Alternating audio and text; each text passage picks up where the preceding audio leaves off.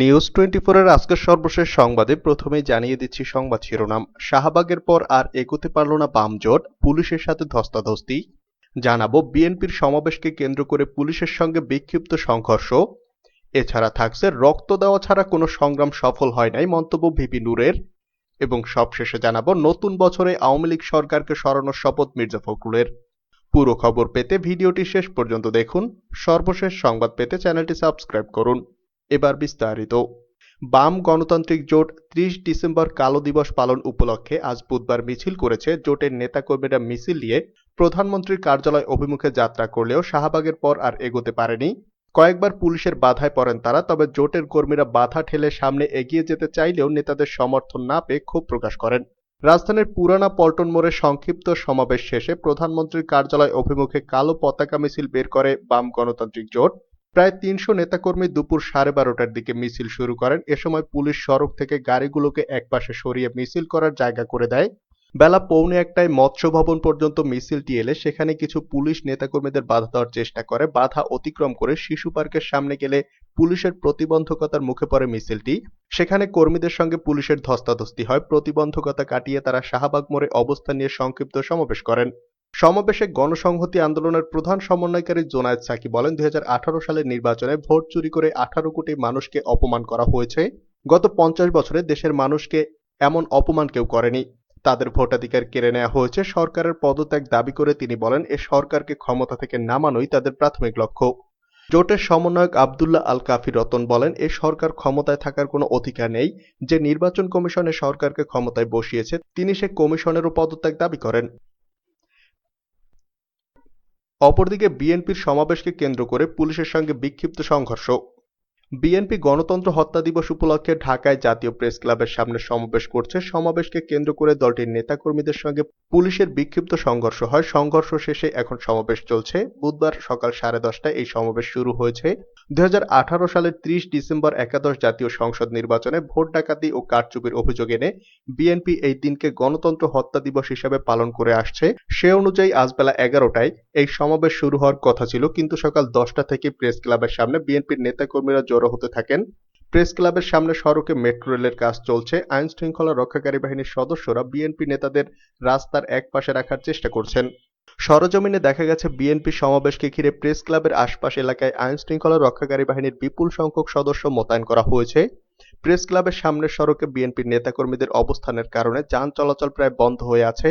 সকাল 10:50 সচিবালয়ের পশ্চিম সড়ক হয়ে বিএনপির নেতাকর্মীরা সমাবেশ স্থলে আসতে চাইলে পুলিশ বাধা দেয়। নেতাকর্মীরা বাধা অতিক্রম করে এগোতে চাইলে পুলিশ তাদের উপর চড়াও হয়। পুলিশকে এ সময় বিএনপির নেতাকর্মীদের লাঠিপেটা করতে দেখা যায়। এক পর্যায়ে বিএনপির নেতাকর্মীরাও পুলিশকে লক্ষ্য করে ইটপাটকেল ছুড়তে থাকেন। এ সময় বিএনপির নেতাকর্মীরা চারদিকে ছোটাছুটি শুরু করেন। পরে সমাবেশ স্থল থেকে মাইকে সবাইকে শান্ত থাকার আহ্বান জানানো হয়। এর 5 মিনিট পর পরিস্থিতি শান্ত হয়। সংঘর্ষ শেষে প্রেস ক্লাবের বাইরে বিএনপির সমাবেশ আবার শুরু হয়েছে। আজ সকাল থেকে প্রেস ক্লাবে ঢোকার সব গেট বন্ধ ছিল। সংঘর্ষ শেষ হলে পূর্ব পাশের গেট খুলে দেওয়া হয়। প্রেস ক্লাবের ভেতরে ও বাইরে বিএনপির অনেক নেতাকর্মী অবস্থান নিয়েছেন। পুলিশের রমনা জোনের সহকারী police commissioner S M Shamim প্রথম আলোকে বলেন, জনগণের জানমালের নিরাপত্তা এবং শৃঙ্খলা বজায় রাখার জন্য যারা বিশৃঙ্খল তাদের শৃঙ্খলাবদ্ধ হতে বলেছি। এর বাইরে কিছুই হয়নি। এই ঘটনায় কাউকে আটক করা হয়নি বলে জানান পুলিশের এই কর্মকর্তা। ঢাকা মহানগর উত্তর ও দক্ষিণ শাখা আয়োজিত এ সমাবেশে সভাপতিত্ব করেছেন দলের যুগ্ম মহাসচিব ও মহানগর দক্ষিণ বিএনপির সভাপতি হাবিবুন নবী খান সোহেল। এতে বিএনপির কেন্দ্রীয় নেতৃবৃন্দ ও দলের অঙ্গ ও সহযোগী সংগঠনের নেতারা উপস্থিত রয়েছেন। রক্ত দেওয়া ছাড়া কোনো সংগ্রাম সফল হয় নাই বললেন ভিপি নূর। ছাত্র অধিকার পরিষদের নেতা ও ডাকসুর সাবেক ভিপি নুরুল হক নূর বলেছেন, বর্তমান সরকার 2014 সালের পর থেকে মানুষের ভোটাধিকার কেড়ে নিয়ে দেশে স্বৈরতন্ত্র কায়েম করেছে। রক্ত দেওয়া ছাড়া কোনো সংগ্রাম সফল হয় নাই, কোনো ত্যাগ ছাড়া ইতিহাসে সফলতা আসে নাই। 1971 সালের বাংলাদেশ ফিরিয়ে আনার জন্য 18 কোটি মানুষের ভোটাধিকার ফিরিয়ে আনার জন্য আপনাদের রক্ত দিতে হবে। ভোটাধিকার ফিরিয়ে আনার জন্য দেশের আইনের শাসন প্রতিষ্ঠার জন্য আপনাদের সংগ্রাম করতে হবে, রক্ত দিতে হবে। 2018 সালের জাতীয় নির্বাচনের দিনকে ভোটাধিকার হরণের দিন আখ্যা দিয়ে আজ বুধবার ছাত্র যুব শ্রমিক পরিষদ কালো পতাকা মিছিল ও বিক্ষোভ সমাবেশ করে। মিছিলটি রাজধানীর পুরানা পল্টন মোড় থেকে শুরু হয়ে কাকরাইল মৌচাক মগবাজার হাতিরঝিল মোড় হয়ে কাউরান বাজার মোড়ে এসে সংক্ষিপ্ত সমাবেশের মাধ্যমে শেষ হয়। সমাবেশে ছাত্র অধিকার পরিষদের আহ্বায়ক রাশেদ খান বলেন, ৩০ ডিসেম্বর বাঙালির জন্য, বাংলাদেশের মানুষের জন্য একটি দুঃখের দিন। এই দিন আমরা আমাদের ভোটাধিকার হারিয়েছিলাম, আমাদের গণতন্ত্র আমরা ফিরে পেতে চাই, আমাদের ভোটাধিকার আমরা ফেরত পেতে চাই। তরুণ সমাজকে দমন করা যাবে না, বারবার আমরা রাজপথে নেমে আন্দোলন সংগ্রাম করব। যদি সসম্মানে বিদায় নিতে চান তাহলে অনতি বিলম্বে মধ্যবর্তী নির্বাচন দিন, মধ্যবর্তী নির্বাচনের মাধ্যমে আপনাদের পাপ মোচন করবেন। নতুন বছরে আওয়ামী লীগ সরকারকে সরানোর শপথ মির্জা ফখরুলের। ইংরেজি নতুন বছরে ক্ষমতাসীন আওয়ামী লীগ সরকারকে সরানোর প্রতিজ্ঞা করেছেন বিএনপির মহাসচিব মির্জা ফখরুল ইসলাম আলমগীর। বুধবার জাতীয় প্রেস ক্লাবের সামনে এক বিক্ষোভ সমাবেশে তিনি বলেন, এবছর শেষ হচ্ছে, আগামী বছরে আসুন আমাদের সবার একটাই সংকল্প হবে, শপথ হবে ঐক্য। আমরা ঐক্যবদ্ধ হয়ে এই দানবীয় সরকার, এই স্বৈরতান্ত্রিক সরকার, একনায়কতান্ত্রিক সরকারকে সরিয়ে সত্যিকার অর্থে জনগণের একটি সরকার প্রতিষ্ঠা করব জনগণের নির্বাচনের মধ্য দিয়ে। আসুন সেই লক্ষ্যে আমরা সবাই ঐক্যবদ্ধ হই। এ সময় দলের চেয়ারপারসন খালেদা জিয়ার মুক্তি ও ভারপ্রাপ্ত চেয়ারম্যান তারেক রহমান সহ নেতাকর্মীদের মিথ্যা মামলা প্রত্যাহারের দাবিও জানান বিএনপি মহাসচিব। একাদশ জাতীয় সংসদ নির্বাচনের দ্বিতীয় বর্ষপূর্তিতে গণতন্ত্র হত্যা দিবস পালন করছে বিএনপি। দিনটি উপলক্ষে এ সমাবেশের আয়োজন করে ঢাকা মহানগর উত্তর ও দক্ষিণ বিএনপি। মহানগর সহ বিএনপির বিভিন্ন অঙ্গ সংগঠনের নেতাকর্মীরা সমাবেশে যোগ দেন। সমাবেশকে কেন্দ্র করে প্রেস ক্লাবের আশেপাশের এলাকায় বিপুল সংখ্যক পুলিশ মোতায়েন করা হয়। সমাবেশকে ঘিরে সকালে বিএনপি নেতাকর্মীদের সঙ্গে পুলিশের সংঘর্ষের ঘটনাও ঘটেছে।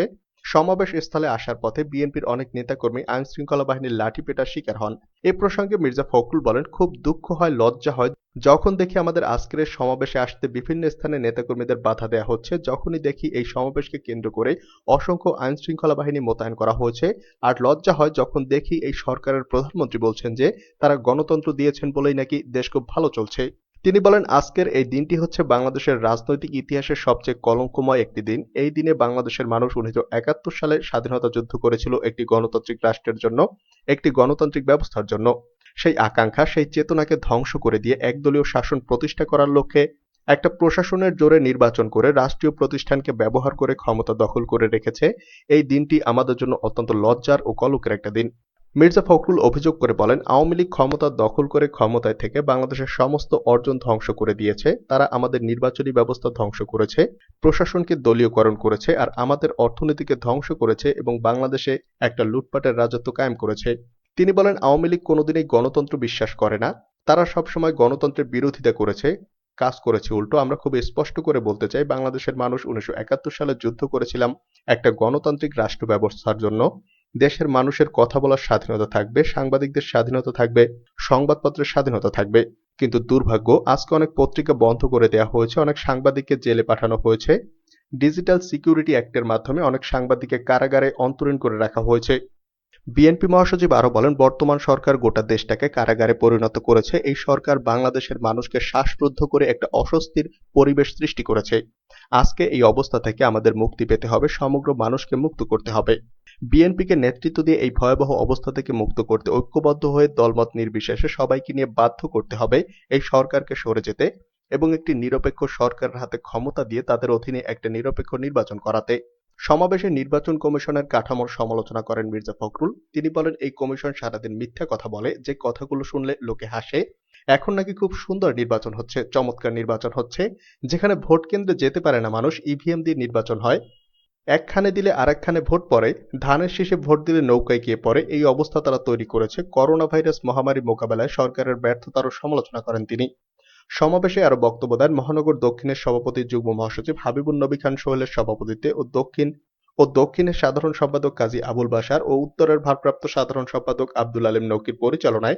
সমাবেশে বিএনপি চেয়ারপারসন উপদেষ্টা কাউন্সিলের সদস্য আমানুল্লাহ আমান, আব্দুস সালাম হাবিবুর রহমান হাবিব, যুগ্ম মহাসচিব সৈয়দ মোয়াজ্জেম হোসেন আলাল, কেন্দ্রীয় নেতা শিরিন সুলতানা, আমিনুল হক, মীর শরাফত আলী সপু, আজিজুল বারী হেলাল, মোস্তাফিজুর রহমান বাবুল, আব্দুস সালাম আজাদ, শহীদুল ইসলাম বুলবুল, যুবদলের সাইফুল আলম নীরব, সুলতান সালাউদ্দিন টুকু, মোর্তাজুল করিম বদরু, স্বেচ্ছাসেবক দলের আব্দুল কাদের ভুইয়া জুয়েল, কৃষক দলের হাসান জাফির তুহিন, ছাত্র দলের বজলুর রহমান খোকন প্রমুখ।